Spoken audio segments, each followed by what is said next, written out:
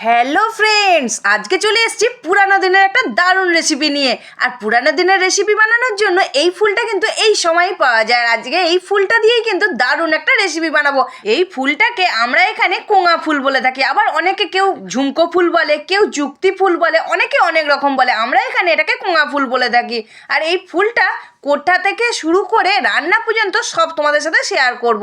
এই ঝুমকো ফুলটা কোটাও কিন্তু খুব সহজ, মোটাটা ধরে জাস্ট এইভাবে পাকিয়ে ছিঁড়ে নেওয়া। আমি সব ফুলগুলো একেবারে কুটে খুব সুন্দর করে পরিষ্কার করে ধুয়ে নিয়ে চলে এসেছি। এবার রান্নাটার জন্য নিয়েছি 2 কোয়া রসুন কুচি আর মিডিয়াম সাইজের একটা পেঁয়াজকে একটু মিডিয়াম সাইজ করে কেটে নিয়েছি। আর নিয়েছি একদম ছোট ছোট করে ডুমো ডুমো করে কিছুটা আলু আর সজনা ডাঁটা তোমরা নিতেও পারো, নাও নিতে পারো, দিলে কিন্তু দারুণ লাগে খেতে। চলো এবার রান্নাটা করে নেওয়া যাক।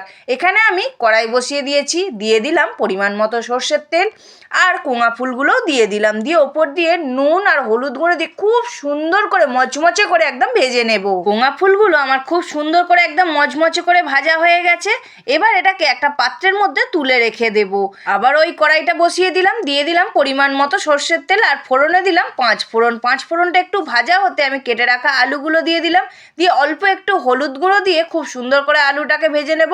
দেখো বন্ধুরা, আমার এখানে কিন্তু আলুটা ভাজা হয়ে গেছে, বেশি ভাজার দরকার নেই, কেন পেঁয়াজ আর রসুন দিয়ে আমি আবারও ভাজবো। দেখতে পেয়েছো আমি পেঁয়াজটা দিয়ে একটু ভেজে নিলাম, তারপর 2 কোয়া রসুন কুচি দিয়ে খুব সুন্দর করে ভেজে নেবো। যখন পেঁয়াজ রসুনের সুন্দর করে ভাজার গন্ধ ছাড়বে সেই মুহূর্তে আমি অল্প একটুখানি জল দিয়ে দিলাম, জানবো আমার ভাজাটা হয়ে গেছে। তারপর পরিমাণ মতো নুন, হলুদ গুঁড়ো, লঙ্কা গুঁড়ো দিয়ে খুব সুন্দর করে কষিয়ে নেব মশলাটাকে। তারপর সজনে ডাঁটাটা দিয়ে দিলাম, দিয়ে আবারও বেশ কিছুক্ষণ কষিয়ে নিলাম, নিয়ে পরিমাণ মতো জল দিয়ে দিলাম।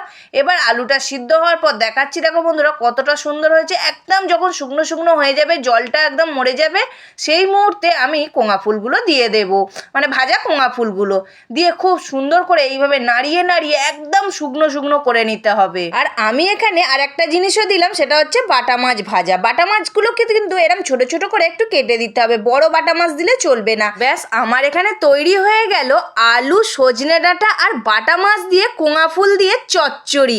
বন্ধুরা গরম গরম ভাতের সাথে অপূর্ব লাগে, আমার তো খেতে খুবই ভালো লাগে। আর বন্ধুরা কার কার এরকম কোঙা ফুলের চচ্চড়ি দিয়ে ভাত খেতে ভালো লাগে অবশ্যই একটা কমেন্ট করে জানাবে। আর আজকের রেসিপিটা আমার কেমন লাগলো সেটাও কিন্তু কমেন্ট করতে ভুলবে না। বন্ধুরা আজকের ভিডিওটা যদি ভালো লেগে থাকে সাবস্ক্রাইব করবে স্বাদের খোঁজে উইথ বান্টির চ্যানেলটিকে।